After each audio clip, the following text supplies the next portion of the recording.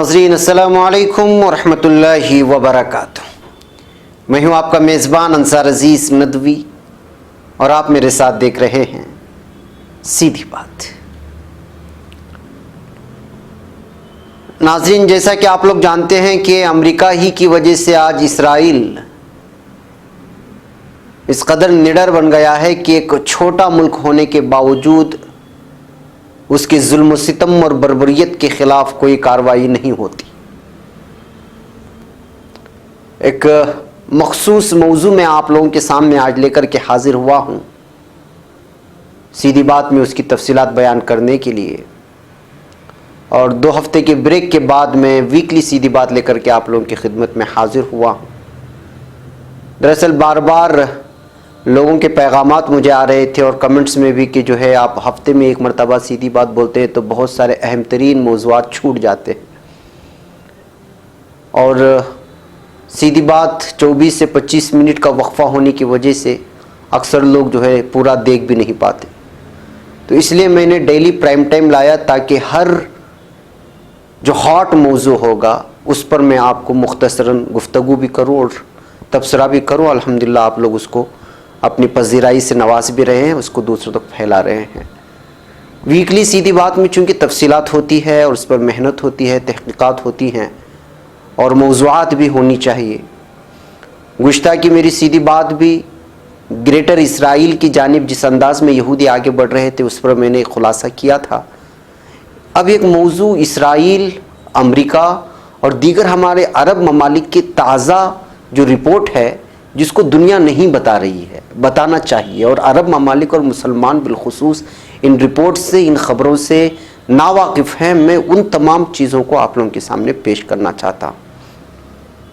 अब हाल ही में अमेरिका के दोनों सियासी पार्टियों की इसराइल नवाजी खुल करके सामने आई है। ये खबरें कहीं छपी नहीं हैं, बास अखबारात में छपे हमारे पड़ोसी ममालिक के कुछ अखबारात जिसको शायद ही पढ़ा जाता हो, जिसको सुनने के बाद ये महसूस करना आसान हो जाता है कि अमेरिका ने अरब ममालिक को इसराइल के सामने झुकाने के लिए किस कदर मेहनत की। और आज हाल ये है कि हुकूमत में मौजूद हो या अपोजिशन पार्टी में मौजूद कोई भी अमरीकी सियासी लीडर इसराइल के खिलाफ एक लफ्ज़ सुनने को तैयार नहीं है। और ये बात हमारे अरब हुक्मरानों के पल्ले नहीं पड़ रही है और मजीद उसके कि वो तलवे चाटने पर मजबूर हुए। माफ़ कीजिएगा इन अल्फाजों को, लेकिन हकीकत है। वो कैसे आपको आगे पता चलेगा। देखिए कि एक अमरीकी मुसलमान रुकन कांग्रेस को जो खातून हैं इल्हान उमर, उनको यहूदियों से किस तरह जबरन माफ़ी मांगने पर मजबूर किया गया सिर्फ एक ट्वीट की वजह से। जी हाँ, ये जो मेरे पीछे आपको नज़र आ रही हैं इनका नाम है इल्हान उमर।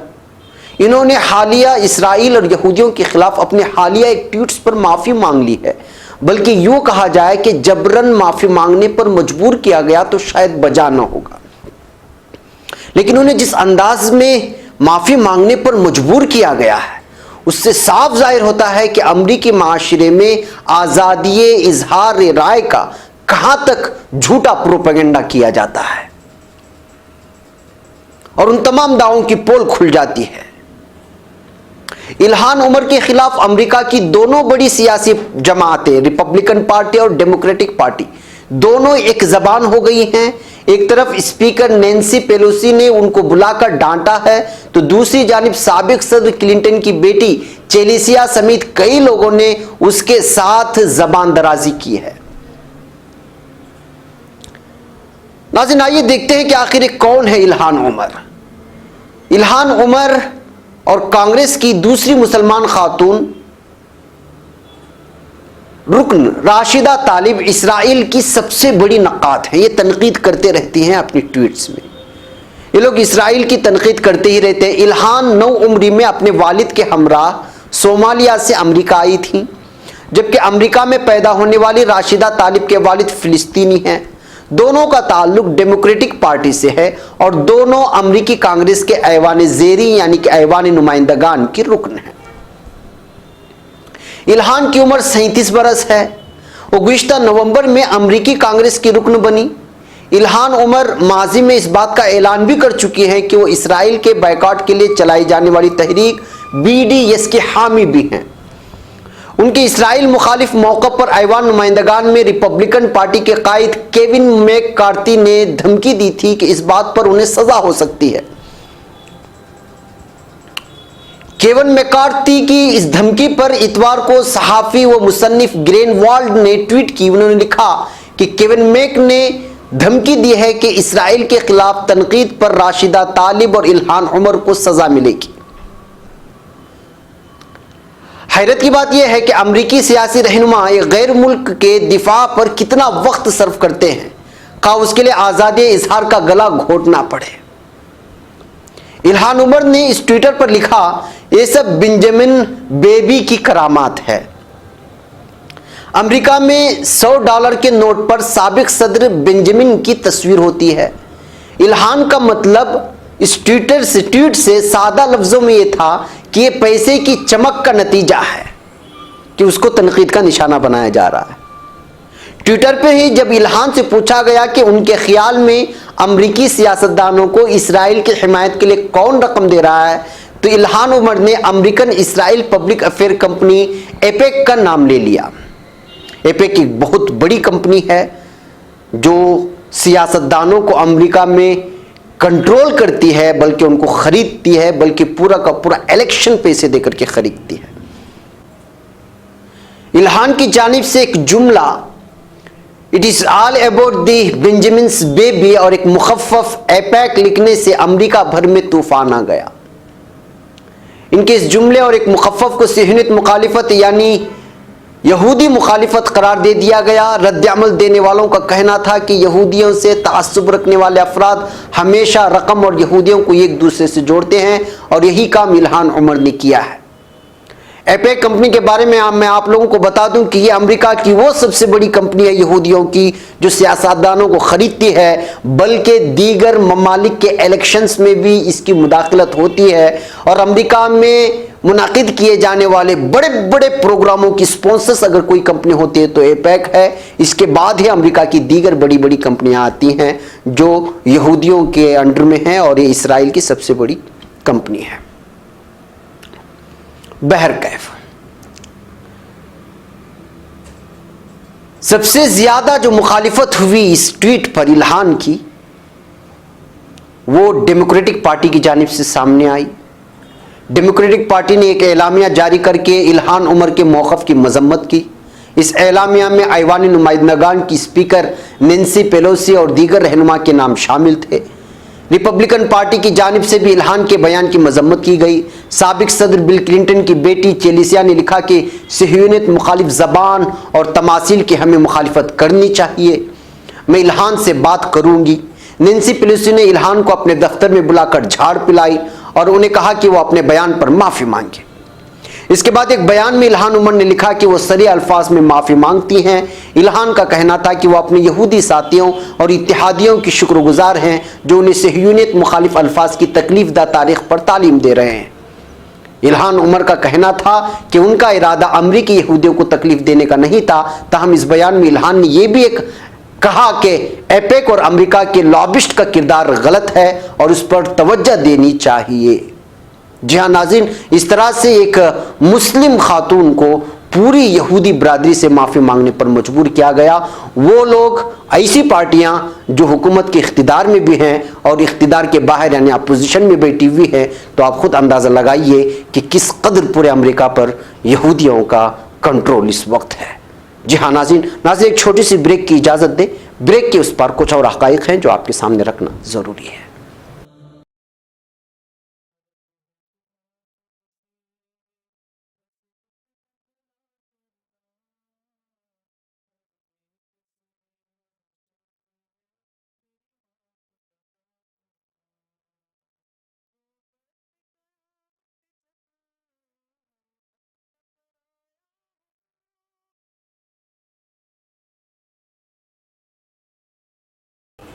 नाज़रीन, इस्तक़बाल है सीधी बात की अनोखी महफिल में। नाज़रीन, जैसा कि आप लोग जानते हैं कि एक तरफ फ़िलिस्तीन के हालात इस वक्त इस कदर नागुज़ीर हैं कि इसकी कोई इंतहा नहीं। تازہ رپورٹوں کے مطابق جبکہ ان خبروں کو کوئی بھی نہیں دکھا رہا ہے، جو بڑی ہی افسوسناک بات ہے، فلسطین کی خبریں ترکی و دیگر ذرائع سے پہنچتی ہیں اور اس کو شائع بھی نہیں کیا جاتا۔ ابھی ایک دن قبل ہی کی یہ خبر ہے کہ ہم نے اپنی ڈیلی ویڈیو نیوز میں بھی آپ تک پہنچانے کی کوشش کی تھی کہ مسجد اقصیٰ کے خلاف صہیونی ریاست کی جاری سازشوں میں ایک نئی اور خطرناک سازش کا انکشاف کیا گیا ہے، جس میں بتایا گیا ہے کہ صہیونی ریاست مسجد اقصیٰ کے وسط میں مذہبی اشتعال انگیزی کا مظاہرہ کرتے ہوئے ایک معبد کے قیام کی تیاری کر رہی ہے، اپنی عبادت خانے کی۔ مرکزی اطلاعات فلسطین کے مطابق القدس امور کے فلسطینی تجزیہ نگار جمال عمرو نے بتایا ہے کہ مسجد اقصیٰ کا باب الرحم اس وقت صہیونی ریاست کے آہنی قبضے میں ہے۔ ہم ایک بڑے سانحے کی طرف بڑھ رہے ہیں۔ وہ سانحہ مسجد اقصیٰ کے وسط میں یعنی کہ بیچ میں یہودی معبد کے قیام کی سازش ہے جو چلائی جا رہی ہے۔ صہیونی ریاست نے اس معبد کے لیے باب الرحم کا ہی نام تجویز کیا ہے۔ جمال عمرو کا یہ بھی کہنا تھا کہ ہم چاہیں نہ چاہیں مگر صہیونی ریاست باب الرحم کو نیا باب مغاربہ بنانا چاہتا ہے۔ مسجد اقصیٰ کے اندرونی حصے اور باب الرحم کے باہر 12,000 میٹر کا رقبہ قبضے میں لے لیا گیا ہے۔ اس جگہ سے گزرنے والے کسی بھی فلسطینی کو حراست میں لے لیا جاتا ہے اور اس پر ظلم کیا جاتا ہے۔ جمال عمرو کا کہنا تھا کہ صہیونی دشمن نے اپنے ناپاک قدم قبلہ اول کے اندر رکھ دیے ہیں۔ قبلہ اول کی بنیادوں کے اندر کھدائی کی جا رہی ہے۔ مسجد اقصیٰ کے اطراف میں اب تک ایک ایسے جو معبد اندر بنانے کی کوشش کی جا رہی ہے، ایسے 190 معبد بنائے جا چکے ہیں۔ اور جیسا کہ ابھی اسلامی تحریک مزاحمت حماس نے کہا ہے ابھی 2 دن قبل کہ پولینڈ کے دارالحکومت وارسا میں منعقد کی جانے والی، وارسا میں ایک بہت بڑا اس وقت مشرق کے وسطی میں امن کے نام پہ 4 دن قبل ایک بہت بڑا جو ہے کانفرنس منعقد ہوا تھا یہ پولینڈ کے دارالحکومت وارسا میں۔ تو انہوں نے کہا کہ وارسا میں منعقد کی جانے والی نام نہاد مشرق وسطی امن کانفرنس صہیونی ریاست کے مفاد کے لیے بلائی گئی تھی۔ ناظرین، مرکزی اطلاعات فلسطین کے مطابق حماس کے ترجمان حازم قاسم نے ایک بیان میں کہا ہے کہ امریکہ اور اس کے اتحادی مل کر قضیہ فلسطین کو کمزور اور اسرائیل کو مضبوط کرنا چاہتے ہیں۔ ان کا کہنا تھا کہ پولینڈ میں منعقد کی جانے والے عالمی کانفرنس کا مقصد اسرائیلی دشمن کو تحفظ فراہم کرنا تھا۔ حماس کے ترجمان کا یہ بھی کہنا تھا کہ وارسا کانفرنس میں ایران کو دنیا کے لیے سب سے بڑے خطرے کے طور پر پیش کیا گیا مگر حقیقی خطرہ اسرائیل کو تحفظ فراہم کرنے کی کوشش کی گئی۔ ان کا کہنا تھا کہ مشرق وسطی میں اسرائیل کو تحفظ دینے اور ایران کا تعاقب بڑھنے سے خطے میں مزید انتشار پیدا ہوگا۔ وارسا کانفرنس کے ذریعے دنیا کو حقیقی خطرے کے حوالے سے گمراہ کرنے کی مذموم کوشش کرتے ہوئے صہیونی ریاست کو تحفظ دلانے کی کوشش کی گئی تھی، جس میں اکثر ممالک عرب ممالک شامل تھے۔ جی ہاں ناظرین، ایک طرف یہ چالیں چلی جا رہی ہیں عالم بھر میں۔ اسرائیل کا وزیر اعظم خبیث بنجمن نیتنیاہو گھوم گھوم کر ماحول بنا رہا ہے تو امریکہ اس کا بھرپور ساتھ دے رہا ہے۔ اور کس طرح امریکہ کے دونوں پارٹیوں کے لیڈران نے الہان پر حملہ کیا، زبانی حملہ کیا اور معافی مانگنے پر مجبور کیا گیا، یہ میں آپ کو بریک سے پہلے بتا چکا ہوں۔ الہان عمر نے اسرائیل کی مخالفت پر پہلی مرتبہ معافی نہیں مانگی تھی۔ گزشتہ ماہ انہوں نے کہا تھا کہ اسرائیل نے دنیا کو ہپنوٹائز کر رکھا ہے۔ ہپنوٹائز کے لفظ پر انہیں معافی مانگنا پڑی کیونکہ نازی جرمنی میں یہودیوں کے لیے یہ لفظ استعمال کیا جاتا تھا، یا بلکہ اب بھی ہوتا ہے۔ تاہم سب سے زیادہ دلچسپ معافی کیون میکارتھی کی تھی، جو اب صہیونیت مخالفت پر مسلمان خواتین ارکان کانگریس کو دھمکی دے رہی ہیں۔ کیون میکارتھی نے گزشتہ برس لکھا تھا کہ ارب پتی یہودی امریکہ کے انتخابات خریدنے کی کوشش کر رہے ہیں۔ اس بات پر انہیں زبردست دباؤ کا سامنا کرنا پڑا۔ الہان کی جانب سے دولت استعمال کر کے سیاستدانوں کی وفاداری اسرائیل کے لیے خریدنے کے الزام پر ایپیک نے کوئی وضاحت نہیں کی، جس کمپنی کا میں نے آپ کو تذکرہ کیا، بلکہ اس نے کہا کہ اسے اپنے اس کردار پر فخر ہے۔ امریکی دارالحکومت میں ایپیک ایک ایسا واحد گروپ نہیں جو اسرائیل کے حق میں موقف اپنانے کے لیے امریکی سیاستدانوں کو رقوم دیتا ہے، ان کو خریدتا ہے، بلکہ ایسی کئی گروپس ہیں. اگر آپ چلے جائیں گوگل میں اور وہاں پر آپ لکھیں کہ جو ہے اسرائیل کمپنیز ان دی امریکہ، تو وہ ساری کی ساری چیزیں آپ لوگوں کی کتنی کمپنیاں ہیں، کس کس فیلڈ میں کام کرتی ہیں، ساری کی ساری ڈیٹیلز آپ لوگوں کے سامنے آ جائیں گی.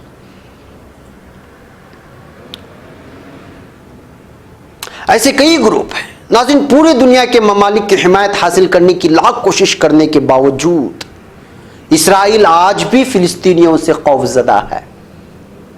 اس بات سے انکار نہیں کیا جا سکتا. جس قدر وہ دنیا کے ہر شعبے میں، چاہے طاقت کے اعتبار سے ہو یا دیگر شعبوں میں، بلندیوں کو چھوا ہے، اس کا گمان مشکل ہے. اس کے باوجود چونکہ ذلت و نکبت اور ضلالت و گمراہی کی اس کے مقدر میں شامل ہے، اس لیے قوم آج بھی فلسطینیوں کے پتھر سے خوف کھاتی ہے. مگر دوسری جانب خود کو پوری طرح محفوظ رکھنے اور اپنے ناپاک منصوبوں کی کامیابی کے لیے وہ دنیا کے سامنے خود کو ہمیشہ کہتا رہا ہے کہ وہ ایک مشکل محلے میں پھنسا ہوا ہے. اس لیے وہ یہ باور کرانے کی کوشش کرتا ہے کہ وہ عرب ممالک سے دوستی کرنا چاہتا ہے. جی ہاں ناظرین، اسی دوستی کے پس منظر میں کیا ہو رہا ہے، اس کے لیے میں پھر آپ کو بریک کے بعد اس کے حقائق پر بتاؤں گا، اور وارسا میں کیا ہو رہا ہے اس کی بھی حقیقت آپ لوگوں کے سامنے رکھوں گا. چھوٹے سے بریک کی اجازت.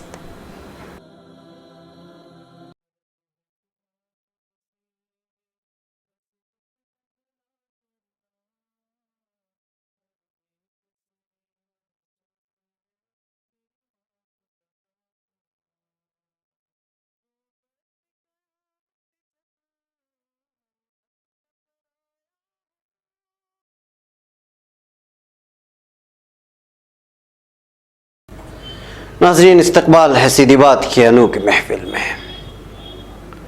ناظرین، آپ لوگوں کو یہ خبر پہنچی ہوگی کہ اکتوبر کے آخری دنوں میں اسرائیل کا وزیر اعظم بنیامین نیتنیاہو اپنی بیوی کے ساتھ عمان کے سلطان سے ملنے پہنچ گیا تھا.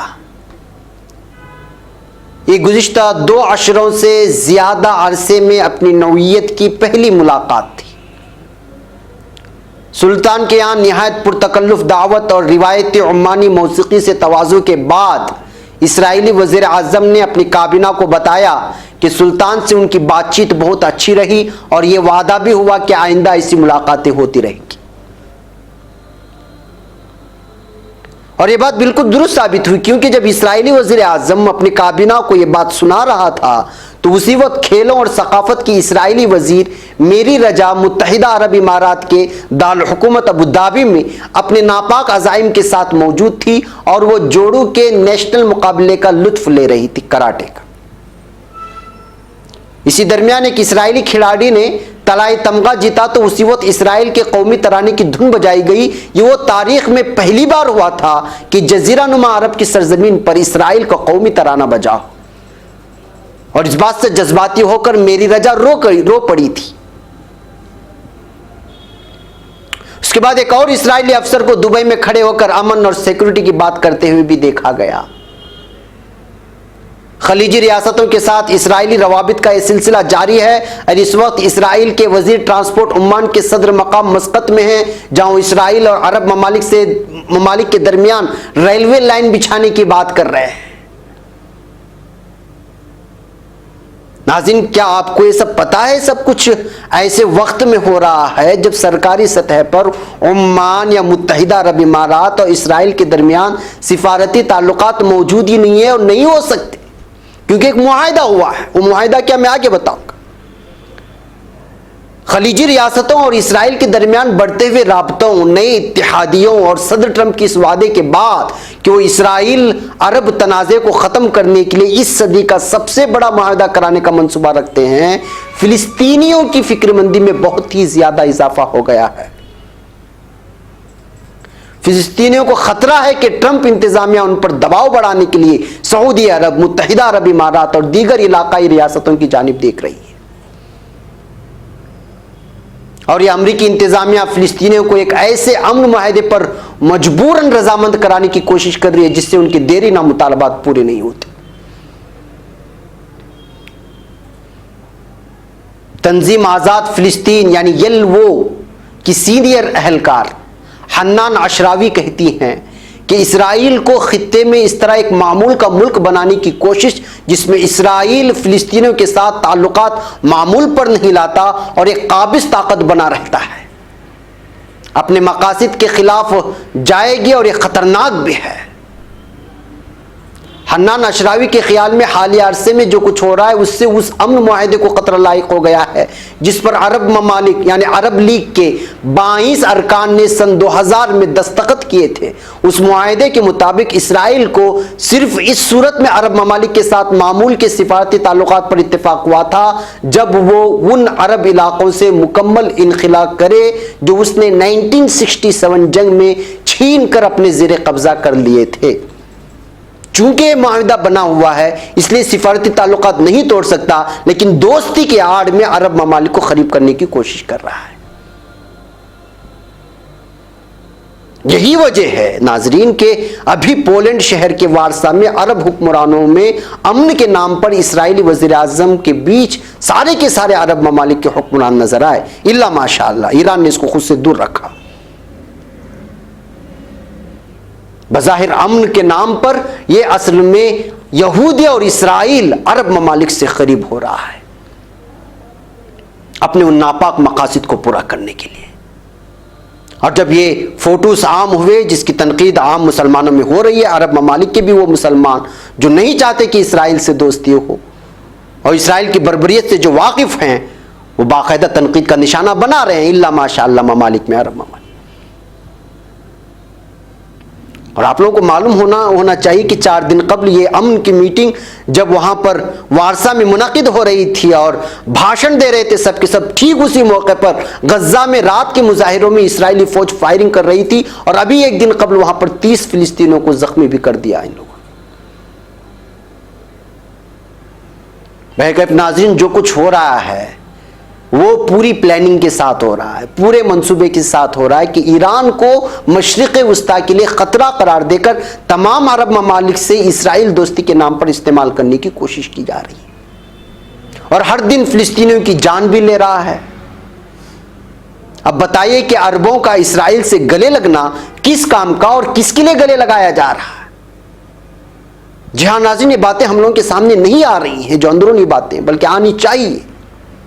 اسی لیے سیدھی بات نے چاہا کہ وہ خبریں جو دنیا نہیں دکھاتی اس کو تفصیلات کے ساتھ آپ لوگوں کے سامنے لایا جائے اور دکھایا جائے کہ ایک مسلم خاتون ایک ٹویٹ کرتی ہے پاکستان کی، وہ بھی کانگریس بڑی رکن جو سیاستدان میں شامل ہوتی ہے، تو اس کو کس طرح سے اسرائیل کے خریدے گئے امریکی سیاستدان چاہے وہ حکومت میں ہو یا اپوزیشن میں کس طرح سچ بولنے پر معافی مانگنے پر مجبور کیا جاتا ہے، تو پھر یہ سارا کا سارا امریکہ کا پورا ڈھونگ رچایا جا رہا ہے امن کے نام پر، اور اندر ہی اندر کچھ اور ہی کھچڑی پک رہی ہے جو پورے کے پورے عرب ممالک کو ڈرا دھمکا کر اسرائیل اپنے قبضے میں کرنا چاہتا ہے۔